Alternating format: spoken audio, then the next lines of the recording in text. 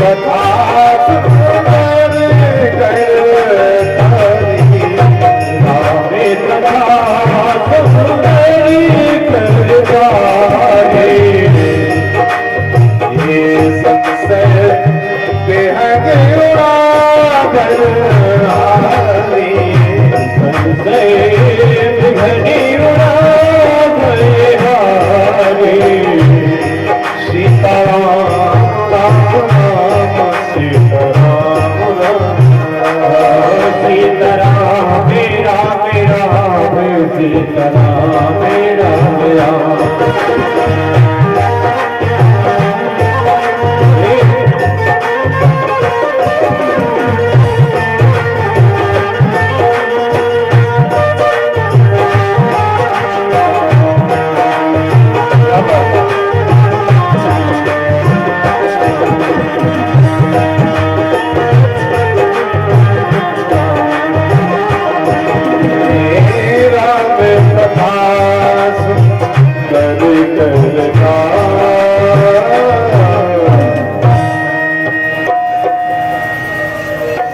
तो देखिए भगवान की कथा कैसी है, राम कथा सुंदर करताली।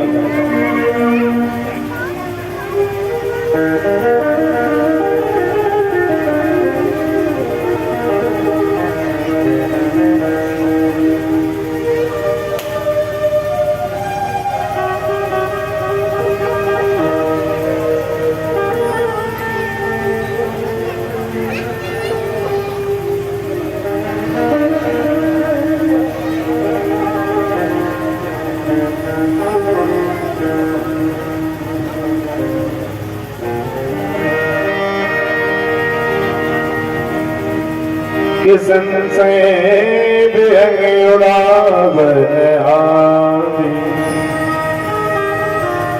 अब यहाँ श्लोक लिखा है सूत जी ने भागवत का 4वां अध्याय और महात्म की चर्चा। महात्म जो भागवत में लिखा है ना, वो केवल 6 अध्याय में लिखा है। अगर हमने भागवत की महिमा समझ ली, ध्यान से सुनना, तो हमें कथा सुनने का पूरा फल मिलेगा। किसी तीर्थ में जाना है तो सबसे पहले उस तीर्थ की महिमा को जानना है। अगर महिमा हमें समझ में आएगी तब तीर्थ का आनंद जाने का अलग होगा। तो देखिए एक चर्चा भागवत में आती है। एक ग्राम था, अत्र ते कीर्तस्याम इतिहास पुरातनम, अत्र ते कीर्तस्याम इतिहास पुरातनम। एक गांव था बढ़िया, जिस गांव में ब्राह्मण जी निवास करते थे। ब्राह्मण जी बहुत विद्वान है, पढ़े लिखे हैं, घर में सब है, कोई कमी नहीं। जिनका नाम है आत्मदेव। लेकिन सबसे बड़ी कमी क्या है?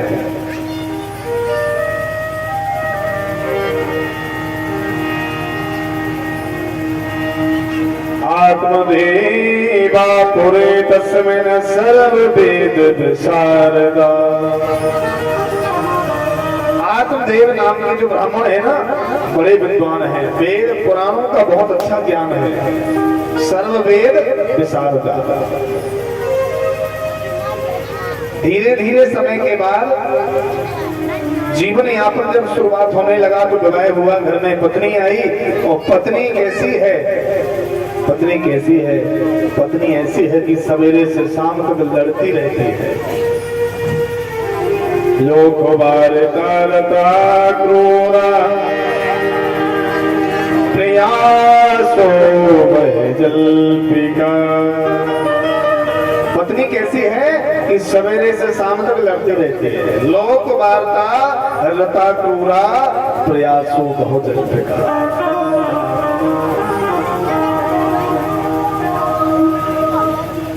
अब विवाह की बात समय बहुत हो गया, समय बदल गया। ब्राह्मण जी के विवाह के 20 वर्ष हुए, लेकिन घर में संतान नहीं हुई। आप ध्यान दीजिए, घर में कुछ चीजें ऐसी हैं जो केवल पुण्य से मिलती हैं, धन से नहीं मिलती। धन कमाना कोई बड़ी बात नहीं है।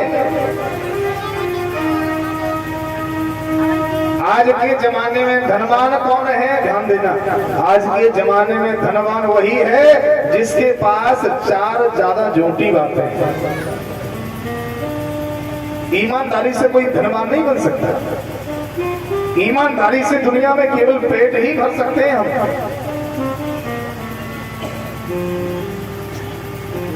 ब्राह्मण जी का विवाह समय हो गया, सब कुछ होने के बाद अब धीरे धीरे समय चलने लगा, लेकिन घर में कमी क्या है कि संतान नहीं हो रही। इतने दुखी सब मन दुखी और घर में रहते उदास,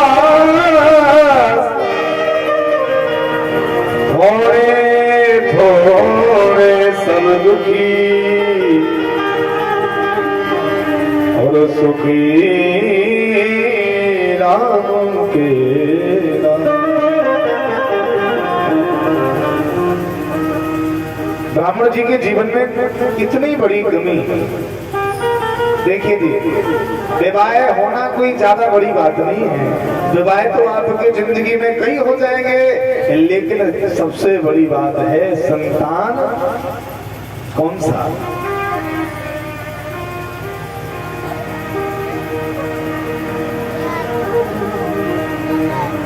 घर में बेटा ऐसा पैदा हो जाए जिसके पैदा होने से सारे घर का मंगल कार्य शुरुआत होने लगे।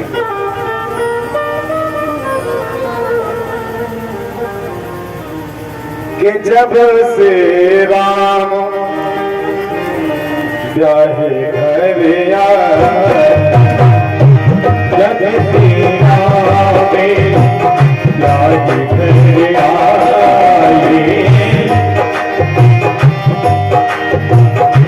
जब से राम ब्याहे घर आए, जब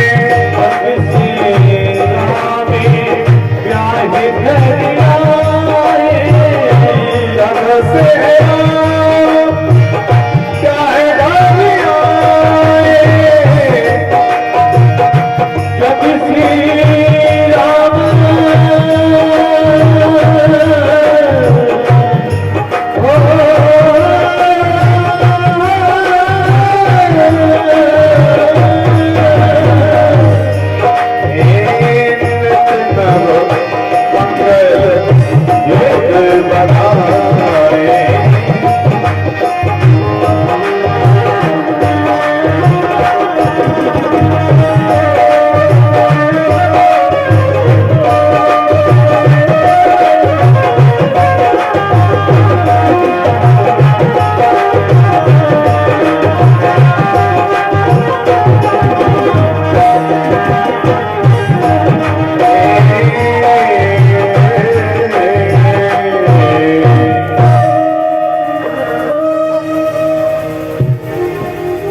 सपोत को का धन संचय। घर में बेटा कैसा हो जाए जिसके जन्म होने से ही सारे घर का मंगल कार्य, मंगल जीवन शुरुआत हो जाए।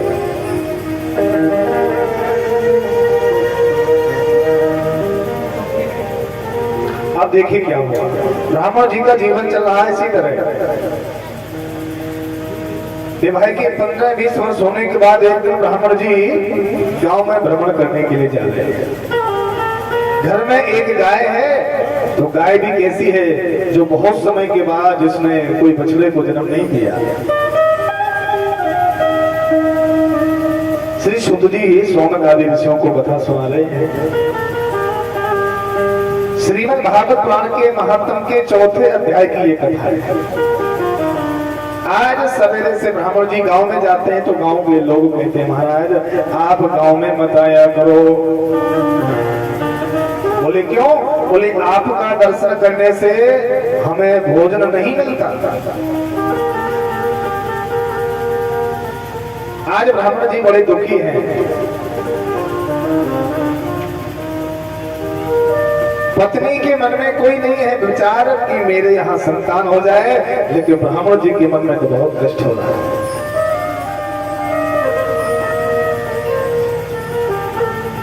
आज सवेरे का समय जैसे ब्राह्मण जी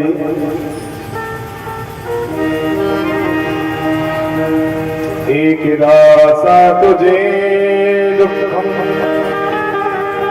ग्राम गत्वा वनम गता। 5-7 दिन ज्यादा हो गए, गांव में निकले नहीं, मन में दुख आ गया। एक दातु दुजो दुख, ब्राह्मण जी को बड़ा दुख हो गया और कहा किया वनम गता, जंगल को चले गए। पत्नी से बोले देवी, पत्नी का नाम धुंधली है जी, ध्यान रखना। धुंधली का मतलब क्या होता है? जिनकी आंखों में कभी सांप न दिखे उसे धुंधली कहते हैं।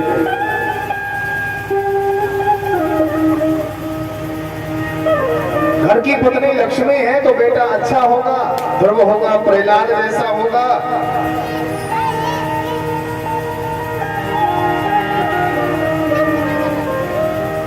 आज ब्राह्मण जी घर से पत्नी से बोले देवी, अब मैं जब लौटूंगा जब कोई बेटा या बेटी हो जाएगा। पत्नी ने कहा महाराज 40 वर्ष का जीवन हो गया है, अब जरूरत क्या पड़ी है बेटे होने की? पत्नी के मन में कोई कामना नहीं है कि बेटा हो जाए। पति बोले देवी, जब घर में बेटा नहीं होगा तो इस घर का इतना बड़ा साम्राज्य का सुख कौन भोग लेगा?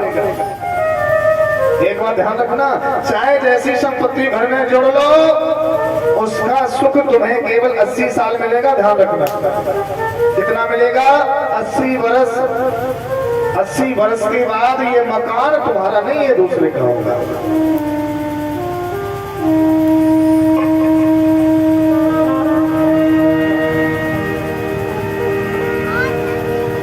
ब्रह्मा सुने पत्नी को समझाने के बाद ब्राह्मण जी आज धीरे धीरे और जंगल का मार्ग जाने लगे।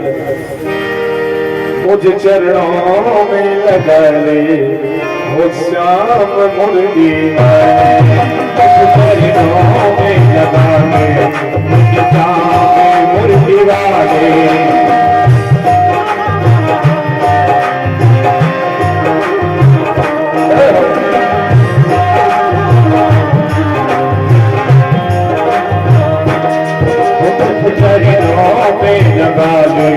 मेरे चाँद बंदी वाले चरणों पे लगा ले, मुझे चाँद मुरली वाले, श्याम मुरली वाले, घन श्याम मुरली वाले, श्याम मुरली वाले, मेरे श्याम मुरली वाले,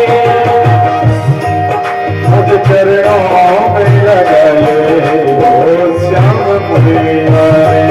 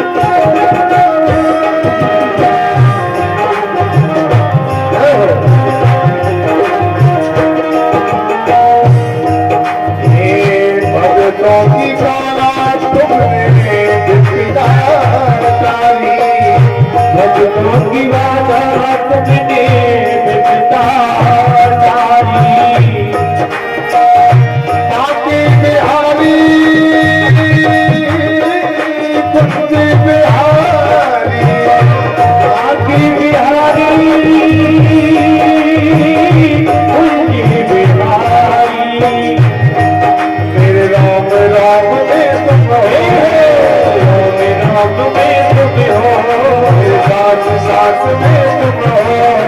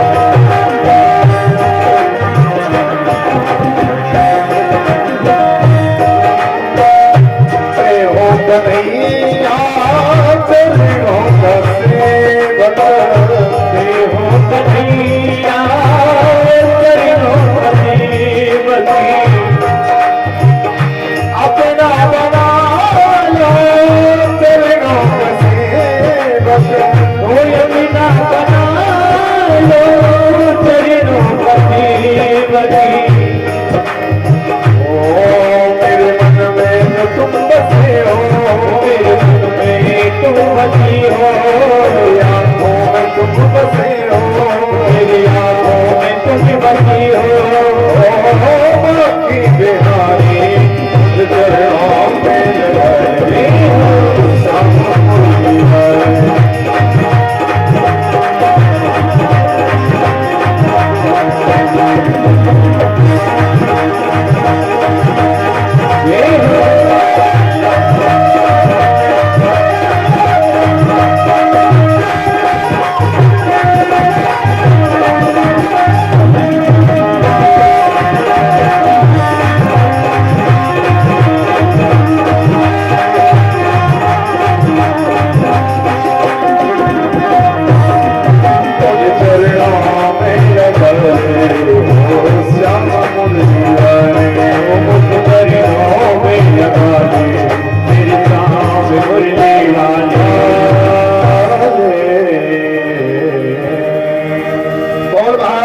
भगवान की जय हो, जय जय श्री राम।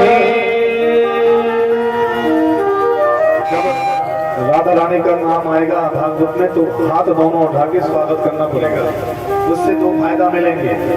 वैसे तो आलस आता नहीं है सत्संग में, आएगा भी जबरदस्ती करेगा तो दरवाजे तक पहुंच जाएगा। क्योंकि आज राधा रानी का जन्म है, अष्टमी है ना आज बहुत अच्छा समय है। आज ब्राह्मण जी सीधे जंगल को चल दिए। अगर हमने सच्ची आत्मा सच्चा प्रेम इष्ट से लगा लिया तो इष्ट हमारी कामना को जरूर पूरा करते हैं, वजह केवल विश्वास और श्रद्धा की होगी।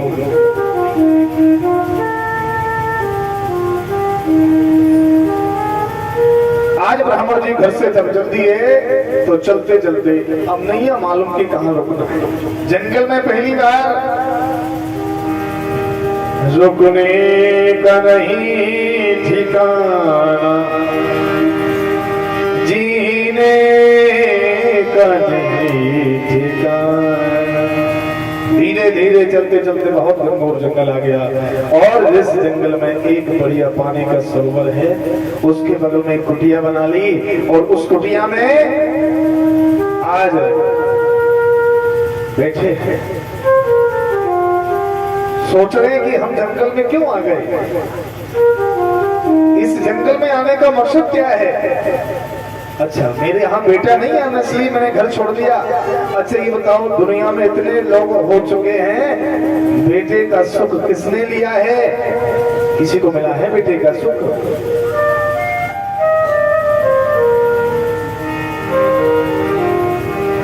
कि माता मेरी पिता सतरो,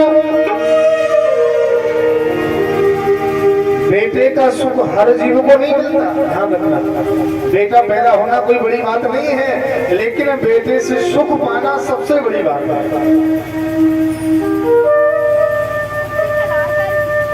ब्राह्मण जी सोच रहे हैं, सोचते सोचते जल में पीने को गए, आंखों में आंसू भर गए और सोचने लगे अब क्या करें। अब एक दिन दो दिन हो गया, भोजन खाने को मिला नहीं, अब घबरा रहे हैं कि भगवान जा नहीं सकते बेटे के बगैर, पत्नी को वचन दिया है। उसी के किनारे लेट गए और लेटते हुए एक सपना आया। और सपना क्या देखा?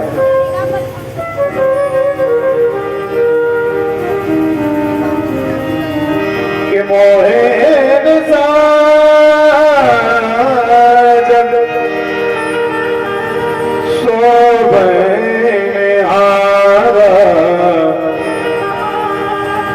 और देखे सपने अनेक प्रकार। अब सपना आया तो क्या देख रहे हैं, संसार में कौन किसका है, ना कोई किसी का माता है ना पिता है, केवल शोरे नर मोनी सबकी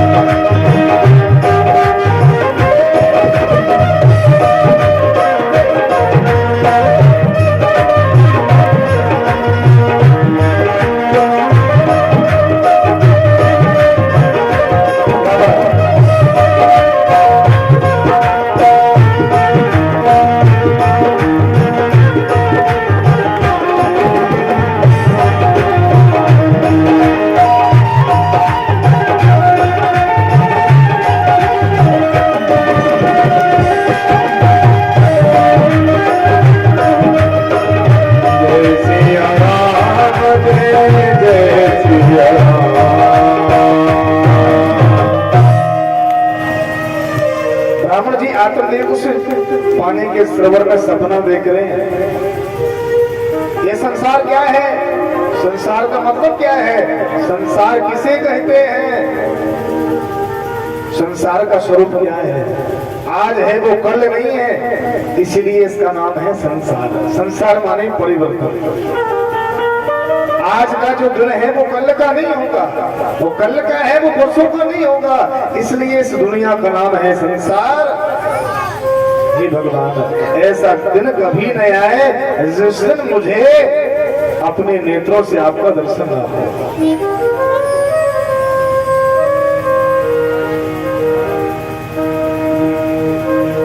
आज जैसे ब्राह्मण जी ने सोचा अब बेटा तो हो नहीं रहे हैं, तो एक काम करो, मन कहता है कि थोड़ा